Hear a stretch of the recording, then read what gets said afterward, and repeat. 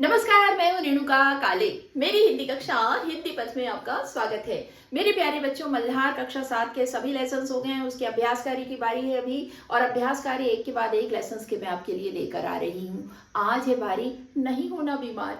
जी हाँ, ये है बड़ा प्यारा सा एक लेसन, कहानी है। ये स्वयं प्रकाश जी की लिखी हुई ये कहानी है, और इसमें होता क्या है ये पहले आपको बता दूं। देखिए, व्याख्या वाला वीडियो जरूर देख लीजिएगा, क्योंकि ना व्याख्या के बाद जब आप ये सॉल्यूशंस यानी अभ्यास कार्य वाला वीडियो देखेंगे ना बच्चों, तो सब कुछ आपको बड़ी आसानी से समझ आएगा। बहरहाल, आपको इसका सार बता देती हूँ।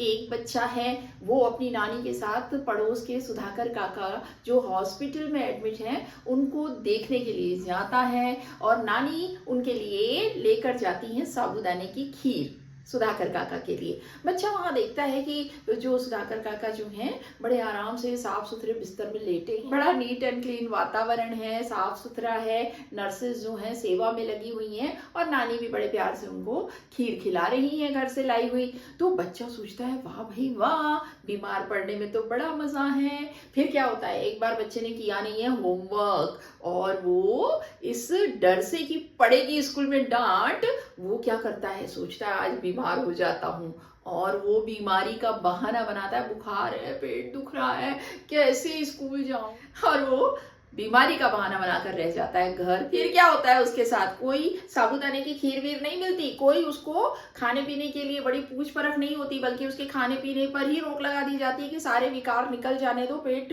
दर्द है उसको, और इस तरह से वो ठीक हो जाएगा। और घर में बड़े अच्छी अच्छी चीजें बनती रहती है, वो सब महसूस करता है बिस्तर पर पड़े पड़े, लेकिन करे क्या, वो तो बीमार है ना। तो बच्चों, ये प्यारी सी कहानी है, देखिएगा, मजा जरूर आएगा आपको। और देख लिया है तो बहुत ही अच्छी बात है, देख लेते हैं अभ्यास कार्य, आपको बहुत ही अच्छे से समझ आएगा। पहला प्रश्न देखिएगा, राइट आंसर चूज करना है बच्चों। बच्चे के विद्यालय का ना जाने का मुख्य कारण क्या था? तो दो उत्तर सही हैं। उसका विद्यालय जाने का मन नहीं था, उसने गृह कार्य नहीं किया था। प्रश्न दूसरा है, कहानी के अंत में बच्चे ने कहा, इसके बाद स्कूल से छुट्टी मारने के लिए मैंने बीमारी का बहाना कभी नहीं बनाया। बच्चे ने यह निर्णय क्यों लिया? तो उत्तर होगा, इस बहाने के कारण उसे दिन भर अकेले और भूखा रहना पड़ा। लेटे लेटे पीठ दुखने लगी। इस बात से बच्चे के बारे में क्या पता चलता है? उत्तर होगा, उसे बिस्तर पर लेटे रहने के कारण ऊब हो गई थी। प्रश्न 4 देखिएगा, क्या ठाठ हैं बीमारी के भी? बच्चे के मन में यह बात आई क्योंकि? उत्तर होगा, बीमार व्यक्ति को अच्छे खाने का आनंद मिलता है। तो ऑप्शंस हैं उसमें बहुत से, उसमें से राइट आंसर हमने चूज़ किया है बच्चों। आप सभी बच्चे आपस में पता करिएगा कि किसने क्या उत्तर चुना है, और ये भी पता करिएगा बातचीत से कि उसने वो उत्तर क्यों चुना। मिलकर करें मिलान। एक तरफ शब्द हैं और दूसरी तरफ अर्थ हैं, तो इनका मिलान करना है। देखिए, साबूदाना, साबूदाना का मिलान होगा 8वें से। सागू नामक वृक्ष के तने का गूदा, सागूदाना वह पहले आटे के रूप में होता है और फिर कूटकर दानों के रूप में सुखा लिया जाता है। तो पहले का मिलान होगा 8वें से। दूसरा है वार्ड। वार्ड जो होता है उसको पहले से मिलाएंगे, किसी विशिष्ट कार्य के लिए घेर कर बनाया हुआ स्थान। नर्स, नर्स का जो है तीसरे का मिलान हम करेंगे अंतिम 9वें से। वह व्यक्ति जो रोगियों, घायलों या वृद्धों आदि की देखभाल करे। फिर देखिएगा चौथा, रज़ाई। रज़ाई का मिलान होगा दूसरे से। एक प्रकार का जाड़े का ओढ़ना जिसका कपड़ा दोहरा होता है और जिसमें रुई भरी होती है। अब देखिएगा 5वां, थर्मामीटर। इसका मिलान होगा तीसरे से। शरीर का तापमान जैसे बुखार नापने का एक छोटा यंत्र। 6वां देखिएगा, काढ़ा। इसका मिलान हम करेंगे चौथे से। कई तरह की जड़ी बूटियों और औषधियों को उबालकर उनके रस से बना पेय होता है। इसे सर्दी, जुकाम, खांसी, बुखार और पाचन से जुड़ी समस्याओं में लाभदायक माना जाता है। उसको हम काढ़ा कहते हैं बच्चों। फिर देखिए ड्राई क्लीनर। इसका मिलान होगा 5वें से। रेशमी, ऊनी, मलमल जैसे नाजुक कपड़ों को पानी, साबुन और डिटर्जेंट के बिना मशीनों से साफ करने वाला व्यक्ति। फिर है 8वां ताजमहल। ये 6वें से मिलान होगा। उत्तर प्रदेश के आगरा शहर में स्थित 17वीं सदी में निर्मित एक विश्व प्रसिद्ध स्मारक जो सफ़ेद संगमरमर से बना है। तो बच्चों बताइए तो सही, आप में से कितने बच्चों ने देखा है ताजमहल? देखिएगा ज़रूर, ये बहुत खूबसूरत इमारत है। फिर अंतिम है अरहर। इसका मिलान हम करेंगे 7वें से। एक दाल जिसे तुअर भी कहते हैं। तो बच्चों तुअर दाल, अरहर दाल हम रोज़ाना खाते हैं ना। दाल हमारी थाली में दाल, चावल, रोटी, सब्जी, सलाद, पापड़, अचार ये सभी चीज़ें होती हैं जो हमें पोषण प्रदान करती हैं। तो दाल का एक प्रकार है तुअर दाल। बच्चों बताइए तो सही मुझे, आप और कौन कौन सी दाल खाते हैं? किन्हीं 5 दालों के नाम मुझे बताइए। ग्रुप डिस्कशन है, आपको आपस में विचार साझा करने हैं। अपनी क्लास में करिए बच्चों के साथ मिलकर। मैंने सोचा बीमार पड़ने के लिए आज का दिन बिल्कुल ठीक रहेगा। तो देखिएगा, चलो बीमार पड़ जाते हैं। तो उत्तर होगा बच्चा अस्पताल जाकर वहाँ की साफ़ सफाई, रख रखाव आदि से प्रभावित होता है, किंतु सबसे ज़्यादा वह मरीज़ को साबूदाने की खीर खिलाए जाने से प्रभावित होता है। वह भी खीर खाना चाहता है। वह सोचता है कि खीर खाने के लिए बीमार होना आवश्यक होता है। इसलिए जब एक दिन वह होमवर्क नहीं करता तो पिटने के डर से स्कूल जाने का उसका मन नहीं होता। अब वह क्या करे? अतः उस दिन उसे बीमार पड़ना पूर्णतः उपयुक्त लगता है, क्योंकि उसे लगता है कि बीमार पड़ने पर आराम, प्यार, दुलार और साबूदाने की खीर मिलेगी। फिर देखिए देखो उन्होंने एक बार भी आकर नहीं पूछा कि तू क्या खाएगा। पूछते तो मैं साबूदाने की खीर ही तो मांगता, कोई ताजमहल तो नहीं मांग लेता। लेकिन नहीं, इससे सारे विकार निकल जाएंगे। विकार निकल जाए बस, चाहे इस चक्कर में तुम खुद शिकार हो जाओ। तो उत्तर देखिएगा, बच्चे का बीमार होने का बहाना बनाना सफल नहीं हो पाता, अतः वह झुंझला जाता है और स्वयं पर ही खींचने लगता है, किंतु वह किसी से कुछ नहीं कह सकता, अन्यथा उसका झूठ बोलना सबके सामने आ सकता था। उसे सभी पर गुस्सा आता है। वह मन ही मन गुस्से, पीड़ा, खींच और झुंझलाहट से भर उठता है। उसे किसी ने खाने के लिए ही नहीं पूछा, पर उसे आश्चर्य और क्षोभ होता है। साथ ही उसे खाने के लिए ना पूछने का मलाल भी है। अतः तरह तरह के नकारात्मक विचार उसके मन में आते हैं। उसे किसी की कोई बात अच्छी नहीं लगती, किंतु वह अपना क्षोभ ना किसी पर व्यक्त कर सकता है। अतः सब कुछ उसके मन में ही चलता रहता है। बच्चों क्षोभ यानी होता है दुख, ठीक है। बच्चे को दुख हो रहा था इस बात का कि कोई उसे पूछ नहीं रहा है। अब देखिए बच्चों, सोच विचार के लिए अस्पताल में बच्चे को कौन सी चीज़ें अच्छी लगीं और क्यों? तो उत्तर होगा अस्पताल के वार्ड में एक लाइन में लगे पलंग, साफ लाल कंबल, साफ सुथरी सफ़ेद चादरें, खिड़की के हरे पर्दे, चमचमाता फर्श बच्चे को प्रभावित करते हैं। खिड़कियों के पास झूमते हरे भरे वृक्ष, शांत और स्वच्छ वातावरण से युक्त अस्पताल बच्चे को अच्छा लगा, क्योंकि यह सब कुछ उसके लिए नया और अलग था। उसने पहली बार कोई अस्पताल देखा था, इसलिए यह सब उसके मन को अच्छा लग रहा था। कहानी के अंत में बच्चे को महसूस हुआ कि उसे स्कूल जाना चाहिए था। क्या आपको लगता है कि उसका निर्णय सही था? क्यों? अगर आपको ऐसा लगता है तो क्यों लगता है बताना है।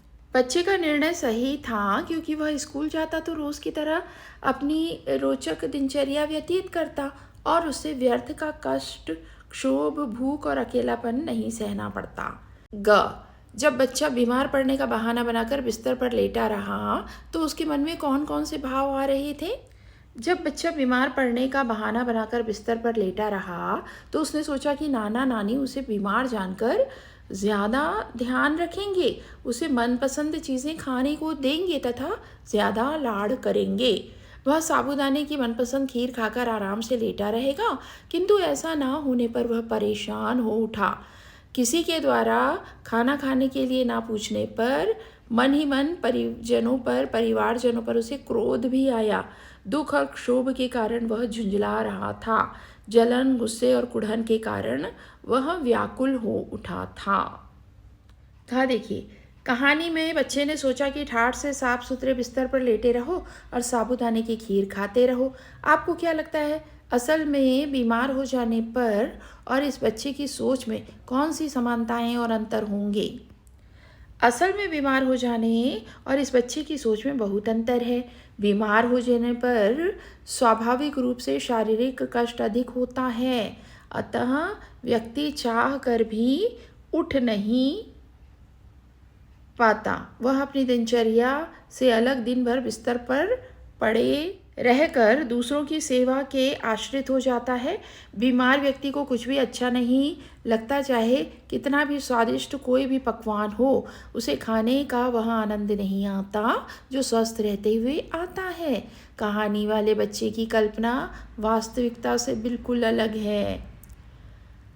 अगला प्रश्न है, नानी जी और नाना जी ने बच्चे को बीमारी की दवा दी और उसे आराम करने को कहा। बच्चे को खाना नहीं दिया गया। क्या आपको लगता है कि उन्होंने सही किया? आपको ऐसा क्यों लगता है? उत्तर है, नानी जी और नाना जी ने अपने अनुभव के आधार पर जिस प्रकार की बीमारी का अंदाज़ा लगाया, उसके अनुसार उन्होंने उसे दवा दी और खाना नहीं दिया। अपने विचार से उन्होंने ठीक किया, क्योंकि अनेक छोटी मोटी बीमारियां ऐसी होती हैं जिन्हें उपवास रहकर ठीक किया जा सकता है। अनुमान और कल्पना। कहानी के अंत में बच्चा नाना जी और नानी जी को सब कुछ सच सच बताने का निर्णय कर लेता तो कहानी में आगे क्या होता, अब हमको गैस करना है। अगर बच्चा नाना जी और नानी जी को सच बताने का निर्णय कर लेता तो थोड़ी डांट ज़रूर पड़ती, किंतु उसे दिन भर भूखा और अकेले नहीं रहना पड़ता। जिस भावनात्मक पीड़ा, क्षोभ और क्रोध से वह गुजरा, उससे नहीं गुजरना पड़ता, और शायद नानी जी उसे बिना बीमार पड़े ही साबूदाना की खीर बनाकर खिलाती। उसका दिन एक सबक में बदल जाता और भविष्य में वह कभी भी आराम करने या खीर खाने के लिए इस प्रकार के बहाने नहीं बनाने का वादा करता। इसका अनुभव एक सुखद स्मृति में बदल जाता। अब देखिए अगला, कहानी में बच्चे की नानी के स्थान पर आप हैं। आप सारे नाटक को समझ गए हैं, लेकिन चाहते हैं कि बच्चा सारी बात आपको स्वयं बता दे। अब आप क्या करेंगे? बताइए बच्चों। अगर मैं बच्चे की नानी के स्थान पर होता और बच्चे के स्कूल ना जाने के बहाने को समझ जाता, तो मैं उस दिन घर में साबूदाने की खीर सबके लिए बनाता। इस प्रकार बच्चे को लगता कि बिना बीमार पड़े या बीमारी का नाटक किए बिना भी साबूदाने की खीर मिल सकती है, तो क्यों मैं नाटक करूं? और वह स्वयं ही अपने नाटक के विषय में बताने के लिए प्रेरित होता।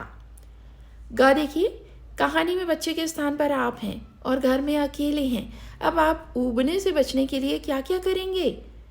उत्तर, मैं घर में अकेले रहते हुए ऊब से बचने के लिए अपने खिलौनों से खेलूँगा, अपने छूटे हुए होमवर्क को पूरा करूँगा, अपने कमरे को साफ करने के साथ ही प्रत्येक वस्तु को यथास्थान रखूँगा, जिससे नानी जी मेरा काम देखकर खुश हो जाए।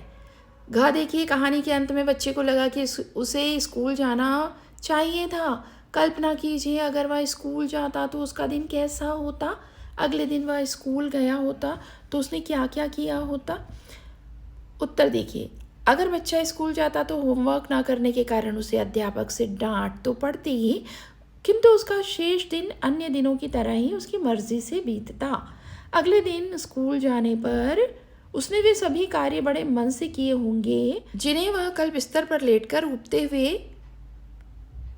याद कर रहा था और अपने स्कूल ना जाने के निर्णय पर पछता रहा था। कहानी में नाना जी ने बच्चे को बीमारी ठीक करने के लिए दवाई दी और खाने के लिए कुछ नहीं दिया। अगर आप नाना जी या नानी जी की जगह होते तो क्या करते?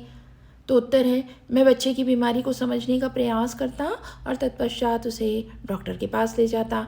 डॉक्टर की सलाह के अनुसार ही खाना पानी फल आदि देता, साथ ही बच्चे की मनस्थिति को समझने की कोशिश करता। मगर मुझे लगता है कि बच्चा झूठ बोल रहा है, तो उसे किसी ना किसी प्रकार सच बोलने के लिए प्रेरित करता। फिर देखिए, कहानी में से निम्नलिखित के लिए उदाहरण खोजकर लिखिए। बच्चे द्वारा पिछली बातों को याद किया जाना। तो उदाहरण है, कितना मज़ा आता जब रिसेस में ठेले पर जाकर नमक मिर्च लगे अमरूद खाते कटर कटर। फिर दूसरा है हास्य, यानी हंसी मजाक का उपयोग किया जाना। तो कहानी में ये उदाहरण मिलेगा, इस जगह जहाँ लिखा है, पूछते तो मैं साबूदाने की खीर ही तो मांगता, कोई ताजमहल तो नहीं मांग लेता, लेकिन नहीं, भूखे रहो, इससे सारे विकार निकल जाएंगे। बच्चे द्वारा सोचने के तरीके में बदलाव आना। क्या मुसीबत है, पढ़े रहो, आखिर अब तक कब तक कोई पढ़ा रह सकता है, इससे तो स्कूल चला जाता तो ठीक रहता, सज़ा मिलती तो मिल जाती। फिर है चौथा, कहानी में किसी बात से अनजान होना। मन्नू एक बार भी मुझे देखने नहीं आया भी होगा तो दबे पाँव आया होगा और मुझे सोता देखकर जानकर लौट गया होगा। बच्चे द्वारा स्वयं से बातें किया जाना। देखो, उन्होंने एक बार भी आकर नहीं पूछा कि तू क्या खाएगा, पूछते तो मैं साबूदाने की खीर ही तो मांगता, कोई ताजमहल तो नहीं मांग लेता, लेकिन नहीं, भूखे रहो। समस्या और समाधान। कहानी को एक बार पुनः पढ़कर पता लगाइए। बच्चों देखिए, व्याख्या वाला वीडियो देख लीजिएगा, मैं इसमें डिस्क्रिप्शन में लिंक डाल दूँगी, इससे आपको पूरी कहानी बहुत अच्छे से समझ आ जाएगी। तो ज़रूर देख लीजिएगा व्याख्या वाला वीडियो। बच्चे के सामने क्या समस्या थी, उसने उस समस्या का क्या समाधान निकाला। तो बच्चे के सामने समस्या थी कि वह बीमार नहीं था, किंतु साबूदाने की खीर खाना चाहता था। बच्चे को लगा कि खीर तभी खाने को मिलेगी जब वह बीमार पड़ेगा, इसलिए उसने समस्या का समाधान यह खोजा कि बीमार होने का बहाना किया जाए तो खाने के लिए साबूदाने की खीर मिलेगी। देखिए, नाना जी के सामने क्या समस्या थी, उन्होंने उस समस्या का क्या समाधान निकाला।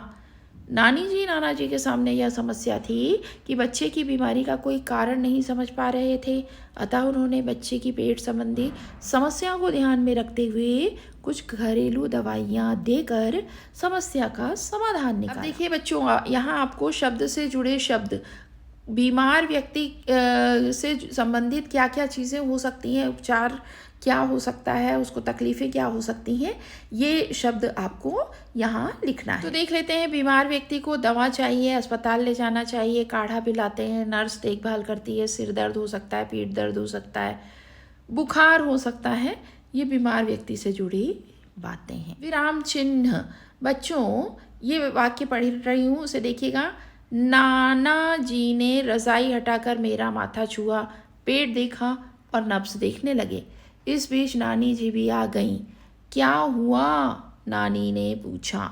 अब यहाँ देखिए, आपको इन्वर्टेड कॉमा, पूर्ण विराम, ये सारी चीज़ें, कॉमा, ये सारे चिन्ह दिखाई दे रहे हैं बच्चों, यही विराम चिन्ह हैं।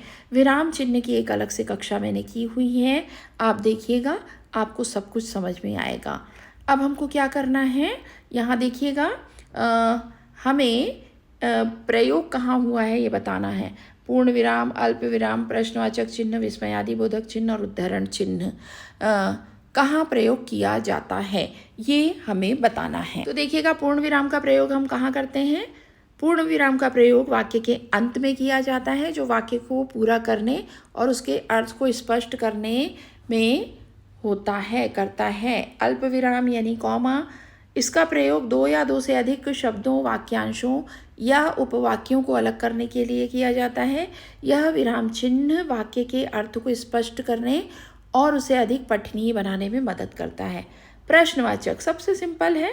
प्रश्नवाचक जो होता है, जो किसी जानकारी या स्पष्टीकरण की मांग करने के लिए होता है ना, प्रश्न पूछते हैं ना जब हम, तब हम इसका प्रयोग करते हैं, वाक्य के अंत में इसका प्रयोग होता है। अब देखिए, विस्मयादि बोधक चिन्ह, इसका प्रयोग वाक्य में आश्चर्य, खुशी, दुख, क्रोध आदि भावनाओं को व्यक्त करने के लिए वाक्य के अंत में किया जाता है। उद्धरण चिन्ह, तो उद्धरण चिन्ह जो है, देखिए यहाँ प्रिंटिंग मिस्टेक हो गई है बच्चों, टाइपिंग मिस्टेक है। ये जो उद्धरण चिन्ह होता है, किसी के द्वारा कही गई बात को ज्यों का त्यों लिखते हैं, तब हम उद्धरण चिन्ह का प्रयोग करते हैं। उदाहरण जैसे महात्मा गांधी ने कहा था करो या मरो, तो उनके मुंह से निकला था करो या मरो, उनका जैसा कि तैसा मुंह से निकला हुआ ये वाक्य है, तो इसको हम इन्वर्टेड कॉमा में लिखेंगे। बच्चों, मैंने विराम चिन्ह की बहुत ही प्यारी क्लास बनाई हुई है, आप देख लीजिएगा, मैं लिंक डाल दूंगी डिस्क्रिप्शन में, आपको सब समझ आ जाएगा विराम चिन्ह के बारे में। अब बच्चों, ये है पहली टाइम, अब खाने पीने की बात कर लेते हैं भाई, है ना, खाने पीने की वस्तुओं से संबंधित है ये पहली। रोटी जैसा होता है वह, पर आलू से भरा भरा, घी तेल साथी इसके, दही चटनी से हरा भरा। तो भाई ये रोटी जैसा होता है, आलू पराठा, आलू भरा है तो, है ना। फिर उत्तर देखिए, दाल चावल का मेल है यह तो, भारत भर में तुम इसे पाओ, दक्षिण में खूब है बनता, चटनी सांभर संग संग खाओ, गोल तिकोना इसका आकार, गरम गरम तुम इसे बनाओ, कौन सा व्यंजन होता है यह बोलो, बोलो नाम बताओ। ये तो डोसा है भाई, और इसमें भरा होता है मसाला, है ना, तो मसाला डोसा, ठीक है। नाश्ते का यह बड़ा है ख़ास, महाराष्ट्र में इसका वास, मिर्च मसाले से भरपूर, संग बटाटा भी मशहूर, चटपटी चटनी लगी किसे, बूझो नाम तो खाएं इसे, वड़ा पाव, है ना, महाराष्ट्र में वड़ा पाव बहुत चलता है। फिर चौथा देखिए, बेसन से बने चौकोर या गोल, गुजरात में बड़ा है बोल, खाने में नर्म पानी भरे, धनिया मिर्ची संग सजे, ढोकला, है ना, इसका उत्तर है ढोकला। गोल गोल पानी से भर के चटनी सूंठ संग इसे खाओ, दक्षिण उत्तर दक्षिण पूरब पश्चिम, गली मोहल्ले में भी पाओ, है ना। तो ये है भाई, क्या है, गोलगप्पे, जिसको हम कहते हैं गुपचुप। फिर देखिए, हरे साग संग मुझको पाओ, मक्खन के संग मुझको खाओ, आटा मेरा हल्का पीला, स्वाद मेरा है बड़ा रंगीला। भाई यहाँ हो रही पंजाब की बात, मक्के की रोटी, सरसों का साग, है ना, तो भाई मक्के की रोटी है इसका उत्तर। सातवां देखिएगा, आग में पकती हूँ सौंधा सा स्वाद, साथ में खाओ चूरमा, बन जाए फिर बात, गरम दाल से मुझको प्यार, राजस्थान का मैं हूँ उपहार। तो बच्चों, ये तो हो गया बाटी, दाल बाटी चूरमा, सुना है ना आपने, राजस्थान की एक प्रसिद्ध ये डिश है। फिर देखिए, गोल गोल और श्वेत रंग का रस से भरा हूँ खूब, मीठी दुनिया का महाराजा, चाशनी मीठी डूब डूब रसगुल्ला। देखिए बच्चों, ये 8 पहेलियां हैं, इनके उत्तर हैं आलू का पराठा, मसाला डोसा, वड़ा पाव, ढोकला, गोलगप्पे यानी पानी पूरी, मक्के की रोटी, बाटी और रसगुल्ला। इस तरह से इस पाठ के सभी ज़रूरी महत्वपूर्ण अभ्यास कार्य हमने कर लिए हैं। कई एक्टिविटीज़ वाले अभ्यास कार्य हैं, आपसी चर्चा वाले हैं, खुद से करने वाले हैं, तो मेरे प्यारे बच्चों उन्हें आप कर लेना। और इस पाठ में व्याकरण के जो जो चीज़ों का उल्लेख हुआ है उसका लिंक मिल जाएगा आपको डिस्क्रिप्शन में। विराम चिन्ह है, ज़रूर देख लेना, आपको हमेशा के लिए विराम चिन्ह समझ में आ जाएगा, बल्कि आप दूसरों को समझा देंगे। तो ये तो हो गया अभ्यास कार्य। नहीं होना बीमार, इस कहानी का अभ्यास कार्य हमने देख लिया है मेरे प्यारे बच्चों, और मुझे उम्मीद है कि आपको ये अब और भी अच्छे से समझ आ रहा होगा। मैं आपसे एक बात हमेशा कह रही हूँ, लेकिन आप लोग उस बात को शायद जल्दबाजी में या उसकी अहमियत सही तरीके से समझ नहीं पा रहे हैं, आप उसे छोड़कर आगे बढ़ जाते हैं। तो देखिए, कहना ये है कि आप क्या चाहते हैं, कमेंट करिए मुझे, ताकि मुझे एक दिशा मिले, मार्गदर्शन मिले कि बच्चों को चाहिए क्या, तो मैं वैसे लेसन आपके लिए लेकर आऊं। भाई प्रश्नाभ्यास तो चल ही रहे हैं, वर्कशीट भी चाहिए क्या, आप बताएंगे तभी तो पता चलेगा। अगर आप चैनल पर नए हैं तो इसे सब्सक्राइब कर लीजिएगा, बेल आइकॉन प्रेस कर लीजिएगा, कमेंट करिएगा जरूर, ताकि मैं आपके लिए आपके मुताबिक कक्षाएं लाऊं। मिलते हैं अगली कक्षा में, तब तक के लिए स्वस्थ रहिए, मस्त रहिए, और दीजिए अनुमति हिंदी पद से अपनी काली मैम को नमस्कार।